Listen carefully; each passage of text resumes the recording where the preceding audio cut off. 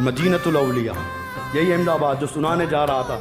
हज़रत मखदूम अशरफ जहांगीर सिमनानी यहाँ भी तशरीफ़ लाए, साथ में मुरीदीन थे, चाहने वाले थे।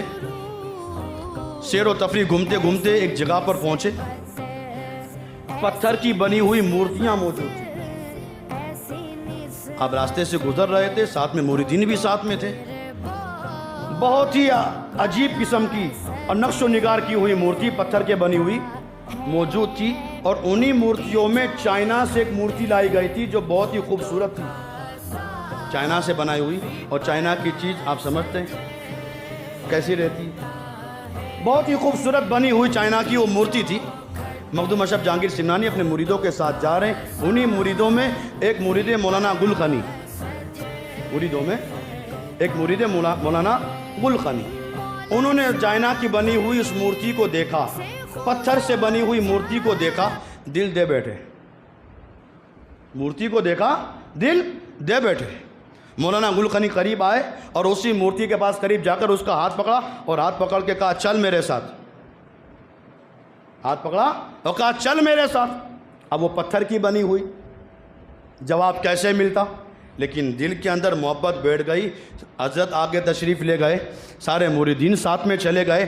कई दिन का अरसा गुजरा, मौलाना गुल खनी ने खाना पीना छोड़ दिया, पत्थर की मूर्ति को देखकर ऐसे आशिक हुए, सब कुछ छोड़ दिया।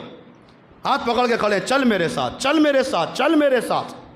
कई दिन का अरसा गुजरा। हज़रत मखदूम अशरफ जहांगीर सिमनानी ने इरशाद फरमाया, मौलाना गुल खनी कहाँ है?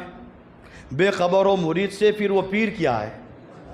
बेखबर हो जो मुरीद से, फिर वो पीर क्या है? आपने इरशाद फरमाया, मौलाना गुल खनी कहाँ है? मुरीदों ने कहा, हज़रत वो देखने गए थे, वो मूर्ति इनको एक पसंद आ गई और उसी को दिल दे बैठे, खाना पीना छोड़ दिया, उसका हाथ पकड़ के खड़े हैं कि चल मेरे साथ, चल मेरे साथ। कहा, हज़रत तब से वहीं खड़े हैं, आंखों से आंसू निकलते हैं। मखदूम अशरफ जहांगीर सिमनानी ने सुना, फरमाते, चलो मैं खुद चलता हूँ, चलो मैं खुद चलता हूँ। मुरीदों के साथ हज़रत मखदूम अशरफ जहांगीर सिमनानी हर मौलाना गुल खनी के पास आए। क्या देखा? मौलाना गुल खनी हालत ख़राब हो चुकी है, आंखों से आंसू बह रहे हैं, पत्थर की मूर्ति सामने खड़ी है, मौलाना गुल खनी ने हाथ पकड़ा हुआ है और कह रहे हैं, चल मेरे साथ, चल मेरे साथ, चल मेरे साथ। मखदूम अशरफ जहांगीर सिमनानी करीब आए, अपने मुरीद की हालत देखी।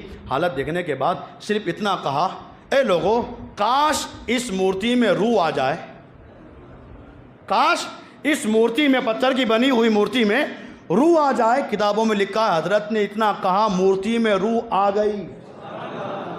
मखदूम पाक ने इतना कहा कि काश हुक्म नहीं दिया था, काश इस मूर्ति में रूह आ जाए, बस इतना कहना था कि वो मूर्ति में रूह आ गई।